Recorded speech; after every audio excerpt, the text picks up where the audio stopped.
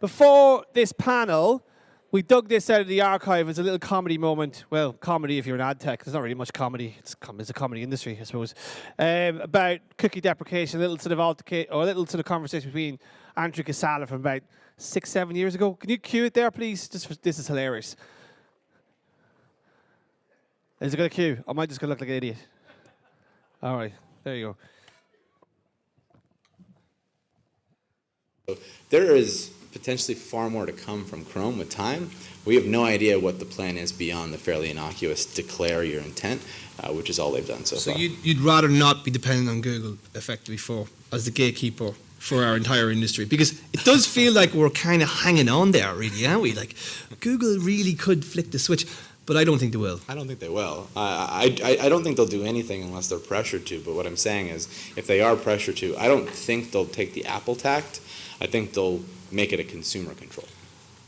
I think they might be forced to sell Chrome, actually. Who's going to buy it? I will. And I'll make it. We can always use third-party cookies forever. Sorry, hello. There you go. I was right. Thank you very much. Just thought that was dug out of that. We had a little sort of a bunch of pieces from all the years, and this came up, so they thought this would be relevant. Anyway, on to our next discussion, and you may have heard me waxing lyrical about curation. We at ExchangeWire have been talking about curation for the better part of a year. This is a fundamental shift in the space, and I'm joined here by some people who know a lot more than I do. Just quickly, before we jump into the discussion, just introduce yourself quickly, and then we'll get into the question. Hi, everybody. Great to be here. My name is James Trott. I am the Senior Director of Global Addressable Media at the Coca-Cola Company. In very simple terms, I'm trying to make our programmatic performance as best as it can be in all of our 9 markets. So yeah, great to be here. Looking forward to discussion. Hi, everyone. I'm Jazz from Performics at Starcom, and my role is Head of Demand Generation, which means I lead a number of digital clients, and we're bringing a broader digital perspective to this panel today. Hey everyone, my name's Joe Worswick. I'm the VP of EMEA at OpenX. I focus on the buyer side of the business, and then I also look after our sustainability efforts globally. Afternoon everyone, my name is Dave Ajumobi, Programmatic Lead at Two Circles, where I spearhead the programmatic strategy for the team. Hello everyone, Filippo Gramigna. I'm the co-CEO of Onetag, a smart curation platform and global exchange. Right. There's a lot of chat about curation, and it's a lot of add-up spaghetti junction stuff going on at the minute, like sell side, buy side. But I thought I'd start with like an obvious question, right? What is the business case for curation, right? Why should an agency or brand move in that direction, right? So we'll start with the brand first, James. Yeah, sure. First, I want to know what the business case entirely is at Coca-Cola for curation. I'd love to be in those meetings when you talk to your senior staff about that. Yeah, it's something that I've been doing quite a bit this year, actually. And if you like, I can give you a very condensed version of the business case that I put together, if you like, which I think is mainly centers around 3 key points. One is reinforcing the importance of the open web. The second is acknowledging that there is risk in the open web. And the third is how do we mitigate and solve for that risk? So I'll just take a minute to sort of unpack each of those. So open web is critical, right? It is critical for us now and moving forward, probably for 2 main reasons. I think that people are increasingly spending more time there. I think our friends at the Trade Desk shared a study that said that on average, 75% of a consumer's digital time is on the open web. So massively important for that reason alone. But secondly, it is a significantly key environment to activate and scale anybody's data strategy, right? First, second, third-party data, it's not the only environment, but it's a massive environment to get success from that. So establish that's important. Second, acknowledge, though, that due to its truly open nature, that there is risk in the open web, right? And periodically, from time to time, sort of like reports come out that really highlight, I guess, where that risk is. And again, that probably also falls into sort of 2 categories. There is the risk of non-essential spend on data and tech, right? And I think it's really important that we do pay for data and tech fairly and appropriately, but there are instances where that might be maybe being abused or could be a little bit sort of like better controlled. And then the other side of that is the loss of quality or an effectiveness in the actual media that you buy, whether that might be inventory that is non-viewable or is on MFA or whatever, you can lose a lot of productivity through not buying very, very effective media, essentially. And that probably more often than not comes in, I think one of the areas that Jeff said was really important about the open web, which is online press and journalism. Probably happens more there than maybe some other channels, but for whatever reason, I think that those reports, when people read them, it speaks of all programmatic, and the whole sort of practice can get sort of like associated with it. So how do we mitigate that? And again, how do we solve for that? And again, I think that falls into two. The first thing that we've been doing for the past few years is basically SPO, right? Make sure that you are on top of your supply path. Most sophisticated advertisers, I think, now have a demand-side strategy. They know exactly what DSPs that they're going to use for good reason. There's clarity there, but you need to replicate that on the supply side. Understand what is going to be the best way of accessing the supply that you need, and what's the best-in-class tech that aligns with your needs and your ambitions. The second part of that is this point now. It's curation. Once you've done that, how do you curate the media that you need that is going to, again, mitigate all of the risk of quality loss, making sure that whatever your minimum standards of media that you want to buy programmatically are, make sure that they are that is respected, so you can basically restore confidence in in programmatic buying, basically. So yeah, you mitigate technology loss through unnecessary technology cost through SPO, and then you mitigate and ultimately try and enhance the quality that you're buying through curation. That's, I think, the business case in most simple terms from my perspective. From the agency point of view, Jasdeep, how do you talk to your clients about the business case in terms of use of curation? I suppose from the agency side, where we want to increase our programmatic investment, it's incumbent upon us to access publisher inventory as directly as possible. So curation enables us to do that. And then from the client perspective, when we speak to the brands that we work with, it's about demonstrating that more of that media budget is reaching the publisher directly. And as James was just saying, that enables us to build a more build the perception that the programmatic media we're buying is of greater quality, and overcoming the perceptions that actually there's a load of trash that is within that. And the bespoke aspect to this is interesting, I guess, as well. I mean, the ability to build specific marketplaces per brand. Like you can almost build into the media plan things like attention or DE&I, like you'll always have a brand with a different set of KPIs. And I mean, that's a big plus for the brands as well. Yeah, absolutely. So being able to actually be completely bespoke about this, so actually curating down to individual brand level, but also down to individual campaigns as well. We can build bespoke curation for individual media plans, which means that we have so much more capability to think about signals, to think about audiences, to think about contexts that are much, much more bespoke than just reviewing the DSP options that we have available. Dave, how are you talking to your clients about this? Because obviously you've got a range of like sporting clients. I mean, are they leaning into this quite heavily? Yeah, so I have to agree that, the possibility of the curation allows us to do a lot more. And when I'm having those conversations with my clients, a lot of the time it's somewhat of an educational piece, because I have to also inform them of what is, available in the industry. And again, because of the multiple capabilities and the benefits such as quality, transparency, and also building trust in that their media spend is actually going to the places where it's highly relevant and can actually affect their business outcomes, that is something that they're very, very they're more interested in than ever before. And so again, it's just about outlining what possibilities there are in the landscape. And I think it's just going to increase in terms of investment over time. AdTech people, I'm going to ask you questions. Oh, we're cool. Yeah, I'll start with you first, Joe, and Filippo, you can follow up.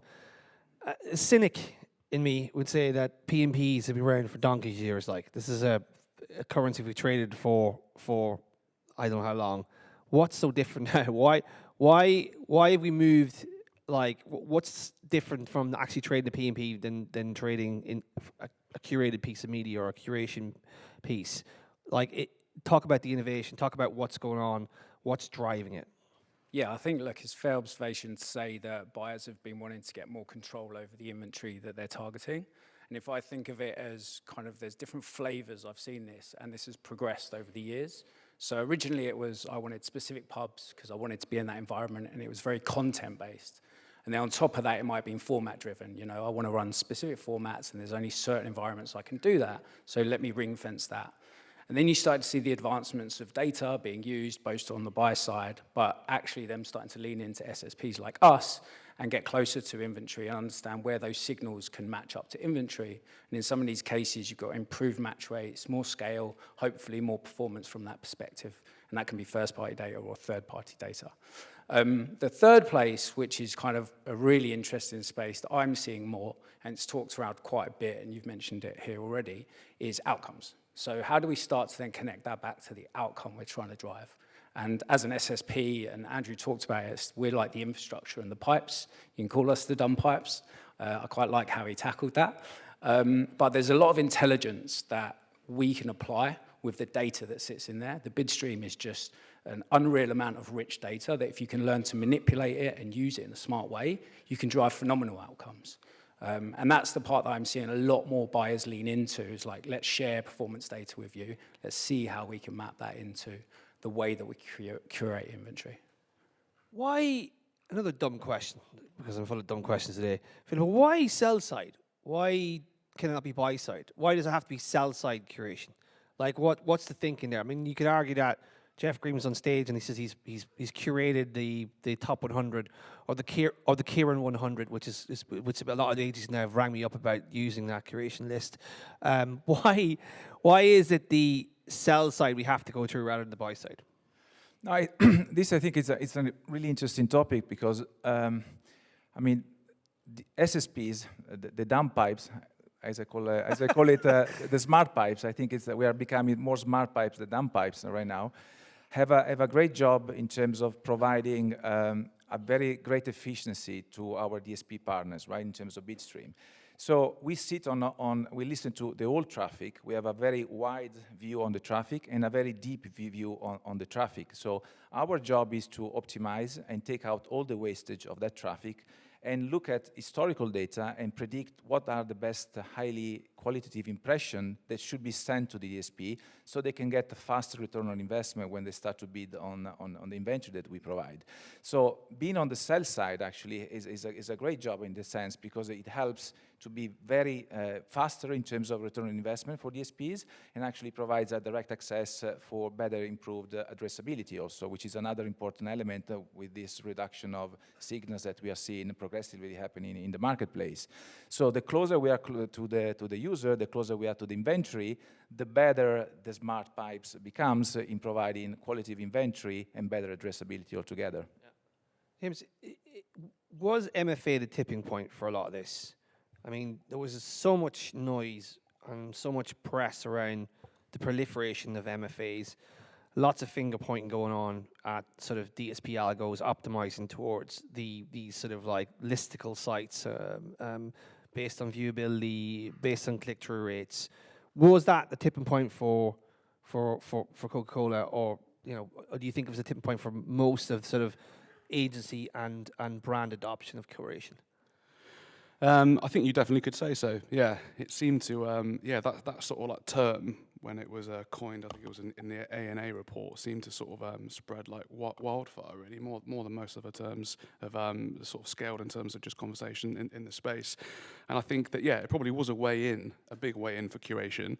But I think that it also opened up the potential of, well, if we are going to curate our inventory, do we just want to do that because we want to mitigate exposure to MFA, or is that just the first step of what we can do with this sort of like process, right? Like I think we've touched on the term curated marketplaces. Like in my role, I oversee nine different continents, and we have a lot of markets within those continents. And I guess if you think about what would the optimal media supply look like for a Spain versus a Mexico versus an Australia? There's going to be big differences, right? I think you could probably safely say that, and I think that the Ciarán 100 or the Trade Desk 100, that probably would do a good job, and it'd be interesting to see how it performed. But I think a fair hypothesis would be you'd probably be far more effective when working with some best-in-class SSPs and asking them, from the knowledge of your inventory in your markets, what can you curate for us that you know is going to be effective? And not only that, but you can actually ask the markets themselves, what is more important to you, and how do you in Australia, what is more important to you in your supply than maybe what is going to be more important to you in Singapore? Are you more interested and are you more, for whatever reason, invested in supporting minority-owned publishers, or are you more invested in achieving your carbon targets? And you can curate on that basis, right? It's almost personalization of media at scale still for any different market, for any brand, to your point. So MFA maybe was the way in, but I think we've that's just sort of scratching the tip of the iceberg. There's far more potential and capability beneath that. Jasdeep, sorry, you jump in there. Yeah, I was just going to add that I think also cookie deprecation, the talk about that also led to the acceleration of curation, because the myriad of data signals that are available on the supply side and sort of first part, the publisher first party data is a way to improve contextual advertising and is a method to overcome the deprecation of third party cookies, which, okay, not relevant right now, but definitely helped accelerate curation over the past sort of 18 months. Yeah. Filippo, do you want to jump in? Yeah, I also wanted to say that, I mean, in terms of signals and type of data that we can actually listen on the supply side, we are looking at other type of data right now, obviously, on top of having the user data, which is important. First-party data is an important key point. But if you think about MFA, right, the first approach on MFA was using block list or allow list, something like that, right, which is good, but it's a basic approach. We are looking a step further in that sense. We are looking at MFA patterns, right? Because MFA patterns is actually what is being used also from some top publishers sometimes to attract more programmatic dollars. We are looking at ad refresh as another KPI, time in view as another one, ad to content ratio is another one. So if you also use all these levers on the supply side, you can really start to optimize deeply the supply you want to bring to the demand side in bringing really, really quality inventory to your programmatic activations. Are we going to see a shift away from open marketplace, Joe? I mean, like, if more brands and agencies are not trusting the algorithm to buy, the DSP algorithm to buy in the open marketplace, and we're talking about more control, more transparency, more trust, to borrow James's view of this, are we sort of moving away from the open marketplace to this sort of, I don't know how you describe it, like a more curated approach? I was going to Joe. Is that Joe? Jump in afterwards, sorry. So I think it depends on the brand and what they're trying to achieve. I think there's a role for both the open marketplace and curation. There are some businesses that rely on their own tech, using the open exchange and their own algorithms, and they'll heavily lean into the open exchange, some of the clients we work with, and we help them with kind of basic SPO of how that's shaped. Then you've got people that are going a little bit more advanced and doing a bit of a hybrid of both, and you've got brands that are kind of fully lean into only working within marketplaces. So it's a bit of a, from our perspective, I think we're seeing a need for both. I do think that, in the open exchange, you've got content being created every single day, and if you're just running on these exclusive site lists, you may not be getting access to those. So as an SSP, we're trying to come with knowledge and strategize with you on what this content could be and how it can offer value if we can get closer to what you're looking to achieve.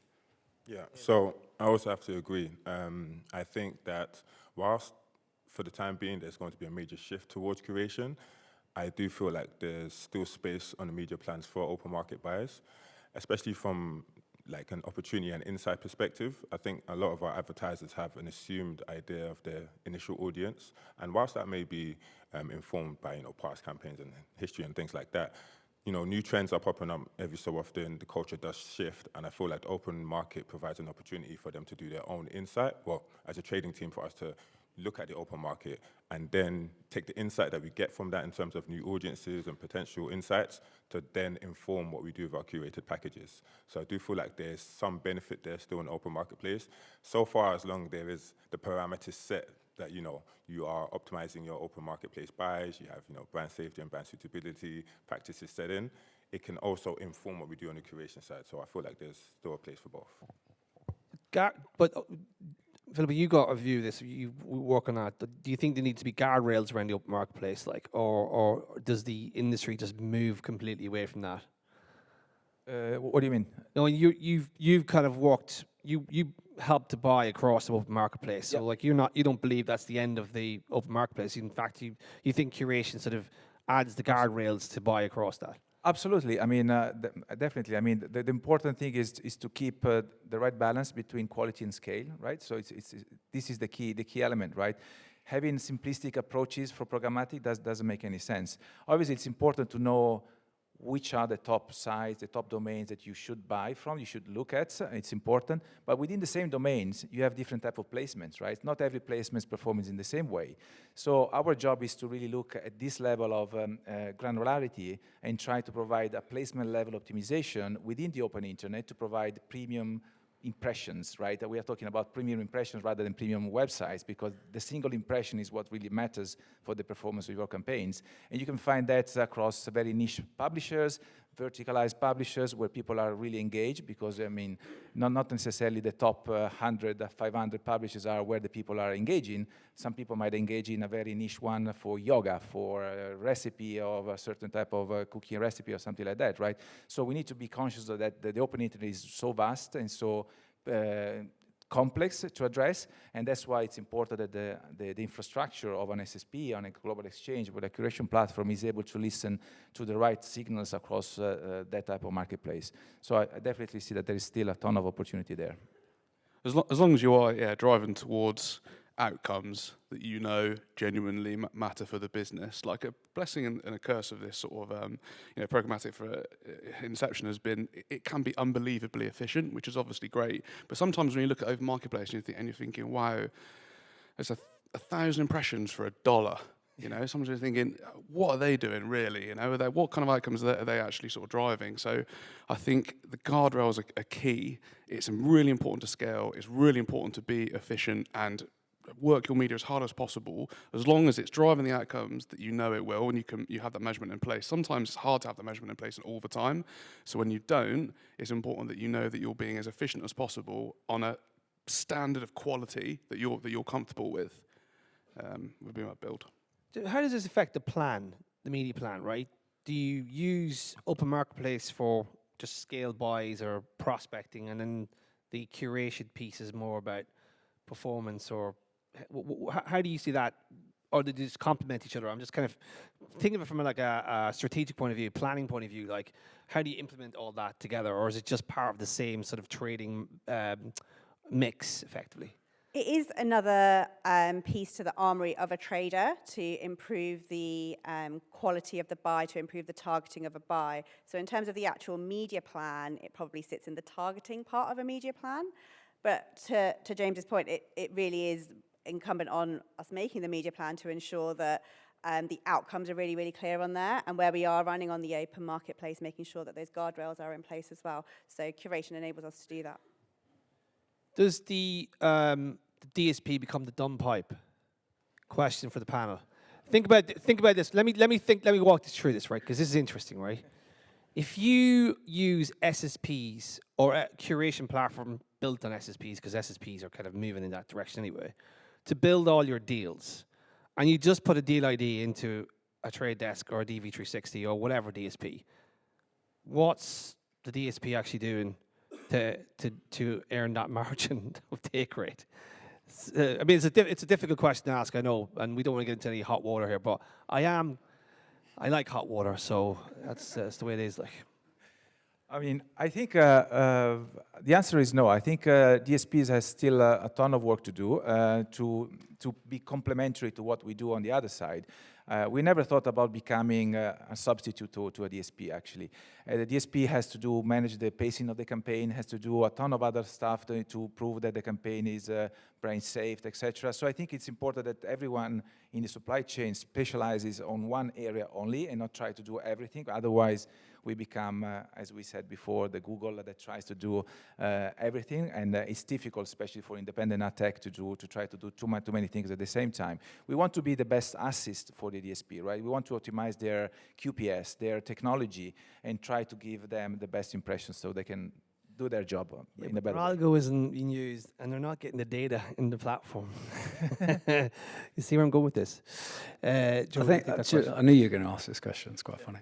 I'd say, look, as an SSP, DSPs are our clients, publishers are our clients, data providers are our clients, and we service buy side as well. Where I think we sit in an interesting space is we can really help collaboration across all of that. And we can share insight to improve the media buying and the performance. So as an SSP, I've been at OpenX for 1.5 years now, and I went knocking on doors at agencies, and they hadn't really heard from an SSP in a while. These relationships were maybe built at an agency level or maybe at a holding company level. However, we're now going in and saying, hey, like, what are you doing at a brand level? What KPIs are you trying to optimize to? What are you trying to deliver? And then we're trying to complement the work they're doing in the DSP on the supply side. And if we can shape that traffic to be more efficient, more effective, again, it helps the DSP because there's no wastage in costs from a QPS point, which you've touched on, then it should make everything work better. But I think to the point someone said earlier is, if you're in that supply chain, you have to drive value. And if we can improve performance, be transparent with insights, I think we've got a big role to play within that. James, this effectively feels to me like this is Programmatic 2.0, right? You know, we had the open marketplace trading on the DSP algos, but this feels to be like different level of granularity, and sort of the bespoke nature of this makes me really excited about what could we do next in this space, right? Like Coca-Cola is going to have a different set of KPIs per other brands that are using a DSP algo, right? So you're not like, I'm not trying to cut out DSPs because they still have a huge role to play. But from your perspective and where you think this might go, you could see a situation where brands work with agencies to build specific curated marketplaces for different markets that you work in, different times of the year, different. It feels to me like this is a whole new level of programmatic happening here.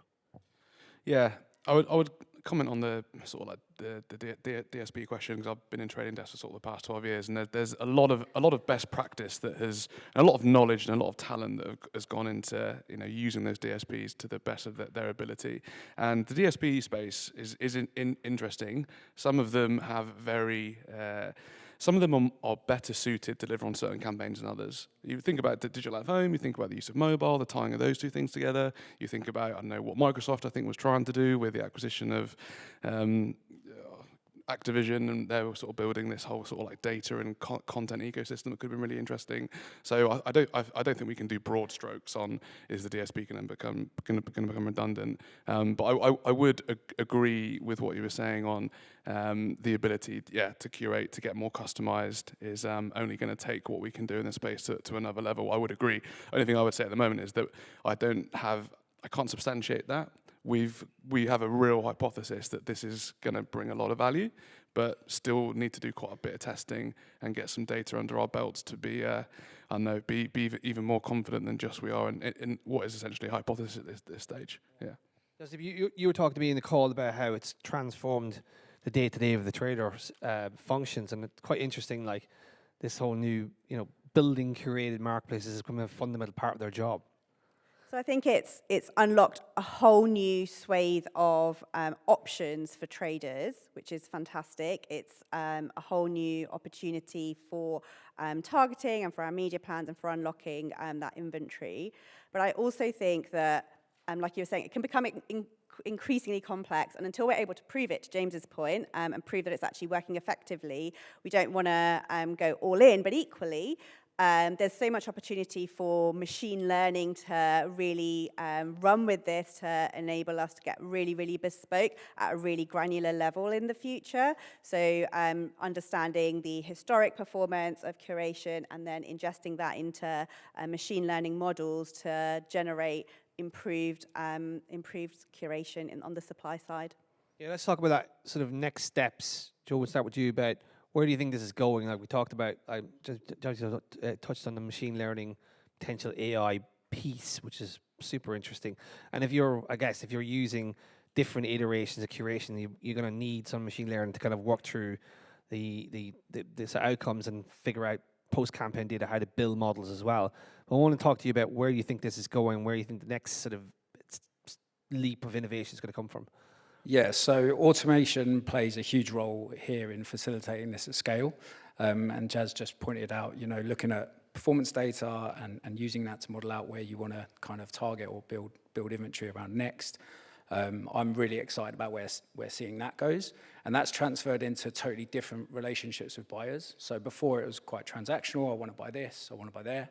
Now it's a bit more like, what data do you sit on? And can we have a chat with our data science team? And this is a project we're working on, and this is a 2-year project. And this is where we're at in stage 1, and this is the next 6 months, and this is what stage 2 to look like. And it's getting really exciting, actually. And then we bring in our product team and say, look, we open the hood and say, this is all the data we see in the bid stream. You know, a lot of it doesn't rely on cookies. This is future-proof data that you could really start to build good practices, good models around. So I'm excited about the evolution of the conversation becoming like super complex and way too complex for me. That's why I have a product team that comes in. But really exciting. Sell it, Joe. That's more important. Well, there you go. Thank you very much. But also that enables brands or agencies to build their own proprietary product and IP, which they can really drive value through themselves. So, sorry, Dave. What? Yeah. I think at the moment there's a lot of focus on inventory and data, which for the obvious reasons will go on to help campaign performance. But at the same time, when speaking with our advertisers, that when it comes to creative, I feel like there's a lot that can be done with DCO at the moment that might kind of sit outside of the picture, because when it comes to DCO, it generally sits within the ad server and isn't necessarily connected to the sell side, so to speak. So ideally, if we can get to a point where we have synergy between understanding what we can do with inventory, data, and creative, I think that would be a really cool innovation for us to understand further in terms of how our campaigns are performing directly to the effectiveness of our creative. You're a big believer in the AI piece going forward. Just talk a little bit about that, please. Which one, sorry? The AI piece about... Yeah, of course, yeah. I mean, we tend to have two type of approaches on the machine learning and AI. One is what happens behind the scenes. We have a big team in data science. Obviously, this is our ability to optimize traffic, go very granular, as I said before. We are starting to look also at the other side of the moon, which is the front end, right? How can we bring automation and simplicity to the complexity that runs behind the scenes, right? Because we know that the job of the traders is massive, right? They have so many platforms, so many complexities, so many KPIs to look at the same time. So if we can help them to go as fast as possible, as quickly as possible with the AI help, to build the right deals using semantic data, for example, right? So to be really creative with the use of human and AI together, this is a really important piece that we see that is going to bring a lot of value for traders to operationalize their programmatic campaigns. And there's another element that we saw in your Pulse survey in the beginning regarding carbon emissions, right? There's 60%, if I remember the number correctly, of companies who have started to finally look at their carbon emissions to start to take some actions. And unfortunately, Garm is not longer with us, but Thank you, Elon. yeah, thanks for that. But they put together a really important and solid framework for sustainability. And I think this is something that actually, when it comes to innovation and making sure that this is going to be part of our product development and as others to reduce wastage and to be really effective and efficient also in the way we operate. Well, Curation probably addresses that sustainability issue because using less power, which is an interesting one for the people who are selling sustainability in the industry. Okay, we've got I think we're going to finish up there, but I want to sort of tell the audience to come talk to these people today, because like curation is a real thing. If you talk about probably the three biggest sort of trends in our industry, one is CTV, one is retail media, and the third is definitely curation. I think like it's going to define what programmatic is over the next decade. I want to thank our panelists. Great discussion. We could have easily done another hour. I need some charts the next time to go through this, I think, because it's nice to sort of have some visuals as well. But round of applause for our panel. Thank you very much.